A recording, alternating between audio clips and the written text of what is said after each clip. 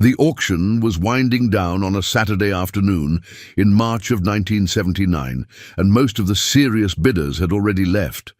They'd gotten what they came for, the good equipment, the newer machinery, the stuff that still had shine on it and years left in it. What remained was the junk, or at least that's what everyone called it. Robert Hayes stood in the back of the crowd, catalogue in hand, watching as the auctioneer worked through the last lots. Estate sale for a farmer named Frank Dietrich, who'd passed away at 87. Frank had farmed the same place since 1923, and his equipment shed was a museum of machinery that most people had forgotten existed. "Next up, Lot 47. The auctioneer called out. 1951 Farmall M runs, needs some work. Do I hear 500? Silence. The tractor sat there in the spring mud. Red paint faded almost to pink, one rear tire flat, weeds growing up through the cultivator it still had mounted. It looked exactly like what it was, a 30-year-old machine that nobody wanted. 400? The auctioneer tried. This is a running tractor, folks. Needs a little love, but it's got work left in it. More silence. A few men chuckled. Someone made a joke Robert couldn't quite hear, but it got laughs. 300 to start the bidding. Robert raised his card. The auctioneer saw him, nodded. 300, I got 3. Do I hear 350? Nothing. Going once at 300, twice at 300. The gavel came down. Sold to bidder 92 for $300. As Robert walked up to settle his bill, he passed two men in John Deere caps standing near the cashier's table. Implement dealers from the look of them. Clean boots, press shirts, even at a farm auction. One of them nudged the other, nodded toward Robert. "That's the guy," he said, not quite whispering. "Hayes, bought another old Farmall." "Another one?" The second dealer laughed. "How many of those pieces of junk is he running now?" "This makes 2, I think, maybe 3. I don't know how he expects to compete farming with equipment that should be in a scrapyard. He doesn't compete. He survives. Barely. Give him a few more years and he'll be having one of these sales himself." They both laughed. Robert kept walking, paid his $300, got his receipt, and went home to figure out how he was going to get that Farmall running again. Now, before we go any further, I need you to understand something. This isn't a story about a man who was too cheap to buy good equipment. This isn't about being stubborn or old-fashioned or resistant to progress. This is about a farmer who understood math better than the dealers who were laughing at him. And by the time this story's over, you're going to see exactly why those dealers stopped laughing. If you want to hear more stories about farmers who survived by thinking differently, hit that subscribe button right now, because what you're about to hear might change how you think about equipment debt and what it really takes to make it in agriculture.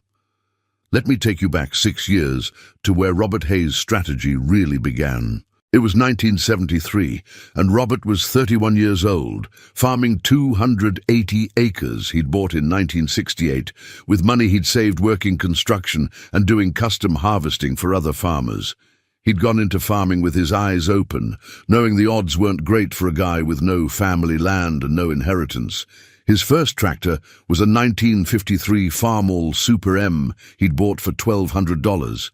Good machine.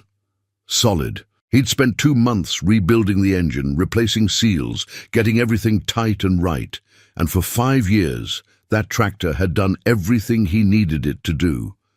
But by 1973, Robert was starting to expand. He'd been able to lease another 160 acres from a neighbor who was retiring, and one tractor wasn't quite enough to handle the increased workload efficiently. So he had a choice to make. He could do what most farmers did, go to the implement dealer, trade in his old Farmall, finance a new or newer tractor, something with more horsepower, more features, more capabilities. Or he could do something different. Robert spent a week running numbers. He sat at his kitchen table with a yellow legal pad and a calculator, and he worked through every scenario he could think of. If he traded the Super M and financed a newer tractor, say a 5-year-old John Deere 4020, he'd be looking at payments of around $300 a month for 5 years. That's $18,000 total, with interest, plus higher insurance, plus the risk that if something major broke, repair costs on the newer machine would be significant. Or he could buy another old Farmall for $1,000 or less, spend a few hundred in parts and a few weekends getting it running right, and own it outright. No payments, no interest, no financial risk beyond his initial investment. The math wasn't even close. "You're going to buy another old tractor?" his wife Linda had asked when he explained his plan. "I am. People are going to think we can't afford better." "Let them think what they want. We're farming for us, not for them." She'd smiled at that, just making sure you know what you're getting into. "I'm getting into ownership," Robert had said, "and staying out of debt." So in the summer of 1973, Robert bought a 1949 Farmall M for $900 from a farmer who was upgrading. Spent 3 weeks rebuilding the carburetor, replacing the clutch, going through the electrical system. When he was done, he had 2 tractors that could handle his 440 acres, and he didn't owe anybody a dime for either one. His neighbors noticed. At the feed store, at the co-op, at church, people talked. Some of it was respectful, acknowledging that Robert was thinking smart about costs, but a lot of it wasn't. Hayes is farming like it's 1950. Can't afford modern equipment. Going to work himself to death with those old machines. The implement dealers were especially vocal. John Deere, International Harvester Case, they all had salesmen working the territory, and they all saw farmers like Robert as problems. Guys who weren't participating in the upgrade cycle. Guys who were showing other farmers that you didn't need the newest equipment to make it work. "Those old Farmalls are time bombs," one dealer told a customer within earshot of Robert. "They'll nickel and dime you to death in repairs. False economy. You save a few thousand up front and lose it all in downtime and maintenance." Robert didn't argue, just kept farming. The oil crisis hit in October of 1973, and suddenly diesel prices tripled. Farmers who'd planned their budgets around cheap fuel were scrambling. Big tractors with powerful engines were burning 50, 60, 70 gallons a day during peak season. At the new prices, that added up fast. Robert's 2 Farmalls, with their smaller engines and simpler designs, were sipping fuel by comparison. His total fuel costs went up, sure, but nothing like what his neighbors were experiencing. Then came 1974 and 1975. Wheat prices crashed. Input costs stayed high. Farmers who'd been marginal on their finances before were suddenly underwater. Equipment payments they'd been able to cover when times were good became impossible when times were tight. The foreclosures started. First 1, then 3, then 7 farms in Roberts County went under between 1974 and 1976. Good farmers, hard workers, guys who'd done everything the experts and the dealers and the banks had told them to do. They'd expanded, they'd modernized, they'd financed new equipment to increase efficiency and production. And when the markets turned, when the economy shifted, when the costs outpaced the income, they lost everything.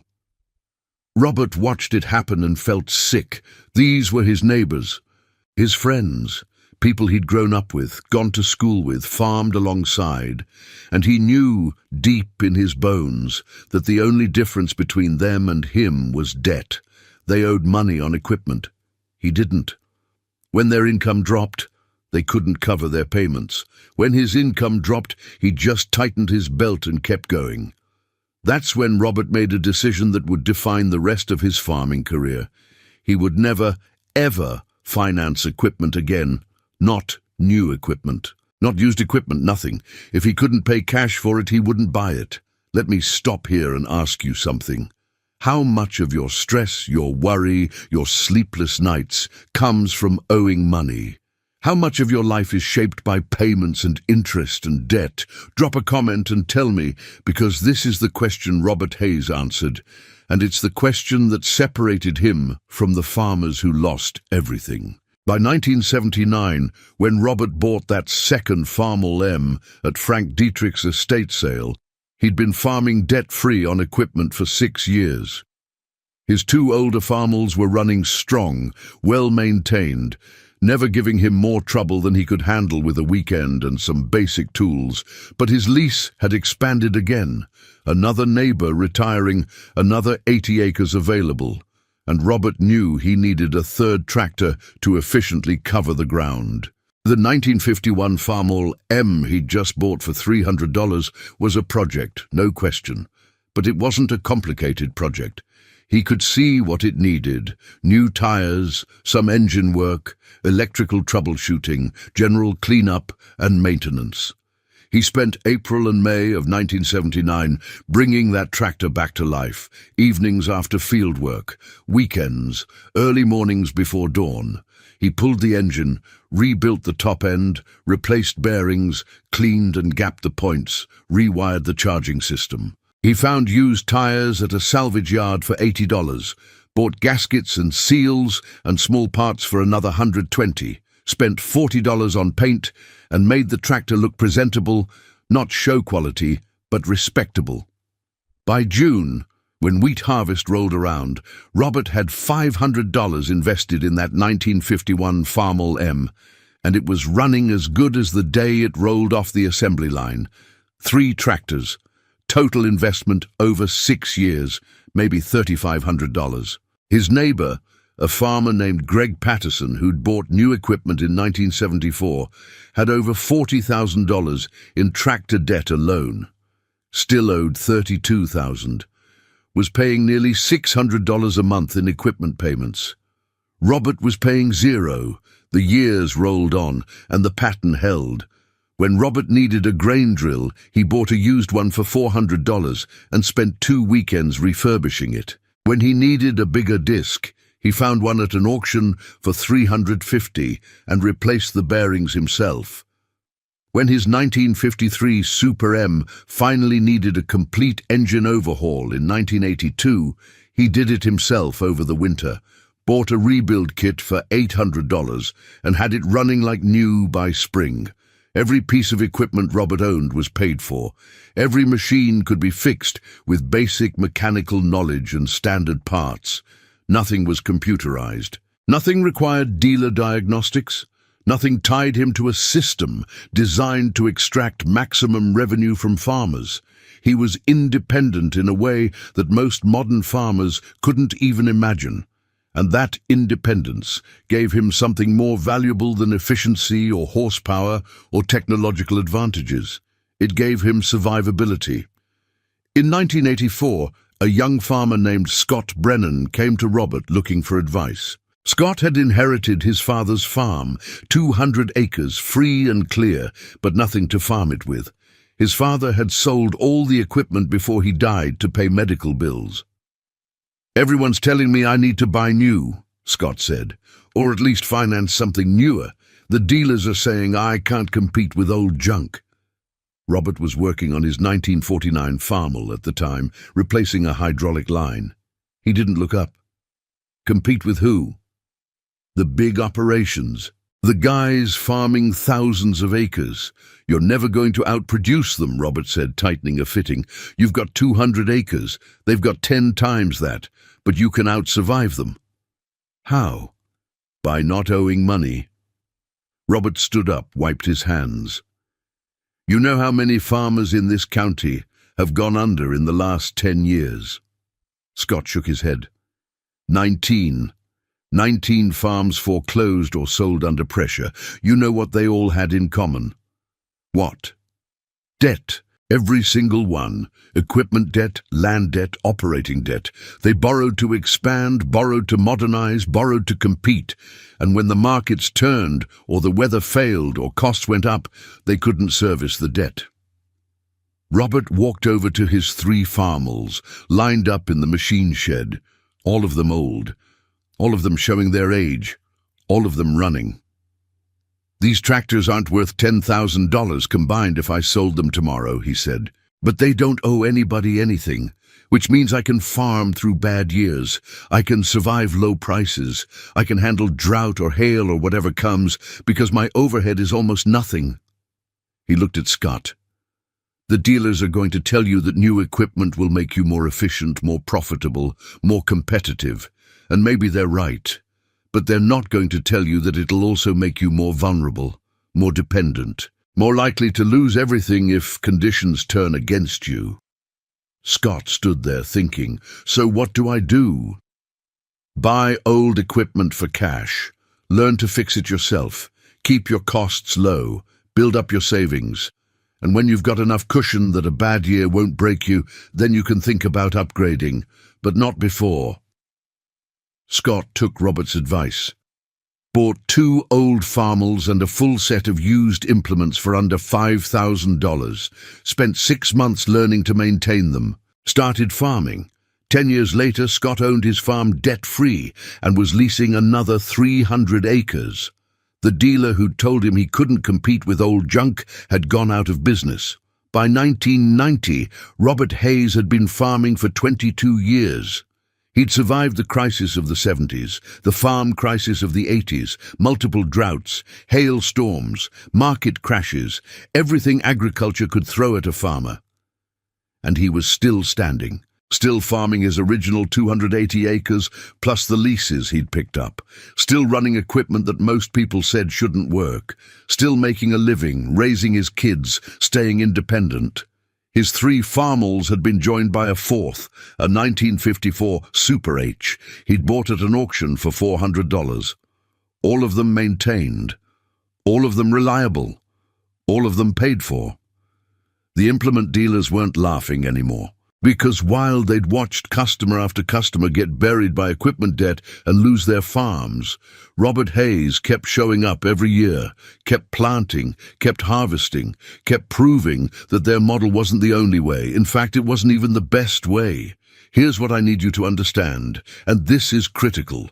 The implement dealers and the banks and the input suppliers, they all benefit from farmers staying in debt. They benefit from the upgrade cycle. They benefit from farmers believing they need the newest, biggest, most powerful equipment to succeed. But Robert Hayes proved something different. He proved that ownership trumps efficiency, that independence beats technology, that survival matters more than productivity. If you're getting value from this story, if you're starting to see farming and equipment and debt in a different light, do me a favor and share this video with someone who needs to hear it. Because the message Robert lived isn't just about tractors, it's about freedom. The defining moment came in 1993. There was a dinner at the County Farm Bureau, one of those annual meetings where farmers got together to discuss policy and markets and the state of agriculture. Robert didn't usually go to these things, but Linda had convinced him they should make an appearance. During the social hour before dinner, Robert found himself standing near the bar with a group of farmers and one of the regional John Deere dealers, a man named Phil Morrison, who'd been working the territory since the late 70s. Phil was holding court, talking about the newest line of tractors, the technology, the features, the competitive advantages. Farming today isn't like it used to be, Phil was saying. You need the right tools to compete. GPS guidance, variable rate application, integrated data management. The farmers who embrace this technology are the ones who'll survive the next decade. One of the younger farmers, a guy in his 30s, spoke up. What about guys like Robert here? He's been farming with old equipment for 20 years. Doesn't seem to have hurt him. Phil smiled. Not a mean smile, but condescending. The kind of smile that says, I know something you don't. Robert's an exception, Phil said. He farms small. He's not trying to maximize production or efficiency, and that's fine for him. But it's not a scalable model. It's not how modern agriculture works. Robert took a sip of his drink, didn't say anything. See, the thing is, Phil continued, farming today is about leverage. You use borrowed capital to increase your production capacity. You invest in technology that multiplies your efficiency. You scale up to stay competitive. That's how you make real money in agriculture. That's also how you lose everything, Robert said quietly. The group went silent. Phil turned to look at him. What? That's how you lose everything, Robert repeated. Leverage and scale and borrowed capital. That's how most of the farmers in this county who've gone under in the last 20 years lost their farms. Phil's smile tightened. That's an oversimplification. Is it? How many of the farms that foreclosed between 1980 and 1985 had new equipment? How many had expanded on credit? How many had followed exactly the strategy you're describing? Phil didn't answer. I'm not saying your tractors aren't good machines, Robert continued. I'm saying the business model you're selling is designed to benefit dealers and banks, not farmers. You want us in debt because debt creates dependence, creates a captive customer base, ensures we keep coming back. That's not fair, Phil said. Maybe not, but it's true. Robert set his drink down. I've watched good farmers lose everything because they believed what the dealers told them, that they needed bigger, needed newer, needed more power and more technology and more capacity. And when the markets shifted or the weather failed, all that leverage crushed them. He paused. I'm still farming because I don't owe anybody anything. My tractors are old, sure, but they're mine, and nobody can take them away from me. The room had gotten very quiet. Phil Morrison didn't have a response. He just nodded, made an excuse, and walked away.